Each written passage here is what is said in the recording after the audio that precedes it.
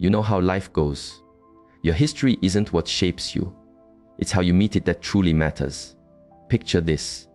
You're living with a quiet heart. Old hurts have faded. Mistakes feel distant.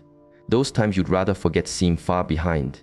Then one day, someone you once held dear reaches back and pulls out a memory like a sharp stone. They turn it over, showing you a pain you thought had healed.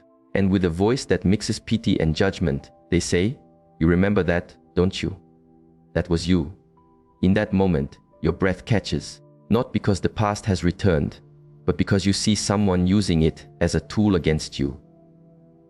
That feeling, it's like being let down all over again. And what do we usually do first? We react with heat. We build walls. We start explaining ourselves. We try to show, "I'm different now. I've grown." But the more we explain, the more we step into their trap. We give them the reins to our inner peace. A calm mind doesn't follow that path. Today, let's walk through 3 ways to respond when someone uses your history to cause pain. 3 things to say, not with anger, but with steady calm. First thing, yes, that was part of my journey. Our first urge is to push it away. We want to hide it. We want to pretend it never was. But in mindful living, acceptance is like opening a door. When someone says, "I remember when you stumbled in that work," or "You were hurt because of how you were," you don't shrink. You don't defend. You simply meet their gaze and say, "Yes, that was part of my journey." No shame, no guilt, no long stories. Why does that simple line hold such strength? Because it takes away what they want most, your reaction. People who use your past aren't looking for truth. They're looking for control. They want to see you struggle, justify, react.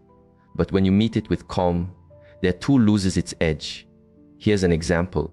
An old acquaintance reminds you of a misstep years ago. You answer, "Yes, and I gathered wisdom from that experience." In that instant, you soften their grip. Because when you no longer carry shame for who you were, no one can use it against who you are now. Ancient wisdom teaches us, there is grace in facing what was and saying, "I walked that path and I learned." When you accept your history, you shape its meaning. You hold your story instead of letting others tell it for you. Second thing, I've gathered wisdom from it. This is the phrase that turns your history into strength. It moves the talk from, "I was unsteady," to, "I've grown steadier." Those who use your past only see the person you once were. They don't realize you've changed. Like a tree that bends in the wind, you grow stronger with each season. The breaks in your life aren't flaws. They're where light finds a way in. Think of how a seed must break to grow. It doesn't fight the soil, it uses it to rise. So when someone tells you, "You faltered in love, how can you speak of heart matters?" You might softly say, "Because I've known brokenness, I understand what love is not and what it truly is." That's not a reaction. That's insight. You're not defending. You're showing growth. From deep observation, we find every challenge is a chance to practice inner strength. So when they try to mark you with your past, use that very past to show your calm. That's the art of change, turning hurt into understanding and scars into marks of inner growth. Third thing, what brings this to mind now? This is the question that stills every uneasy heart. No heat, no sharp tone, just simple curiosity. And that calm is what they can't handle. When you ask why, you shift from being the one examined to the one observing. They wanted to steer your feelings, but now they must face their own reasons. You've held up a mirror and asked them to look at what they've been avoiding. If their heart was true, your question gives them pause, space to reflect, maybe even regret. But if they came to wound, they falter under their own exposure. Life teaches us, those who cause harm often carry hurt themselves. They bring up your past because they struggle with their present. So remember, when you gently ask, "What brings this to mind now?" you've already reclaimed your ground. You've turned the light onto them. That's the moment balance returns without a raised voice. Your calm becomes your shield, your silence a firm wall. Part 4. The strength of quiet and self-possession. A calm mind knows silence isn't emptiness. It's the deepest kind of strength. When someone tries to stir your emotions, Every quick reaction becomes a gift you hand over. Ancient wisdom says, "Those who stir your anger have already won a piece of you." You might not win the exchange, but you keep your inner peace. You might not answer back, but you hold your center. And in a world where many speak loudly, the one who stays quiet often holds the real ground. Someone once told me, "You never react. That makes people uneasy." I simply said, "I don't seek to unsettle. I seek peace within." Once you understand that, you'll see, no one can pull you into turmoil unless you step into it. Some might say, "But I worry what others will think." And I ask, if they think ill, does that change the truth of who you are? Think about it this way. If someone called you a rock, would you feel hurt?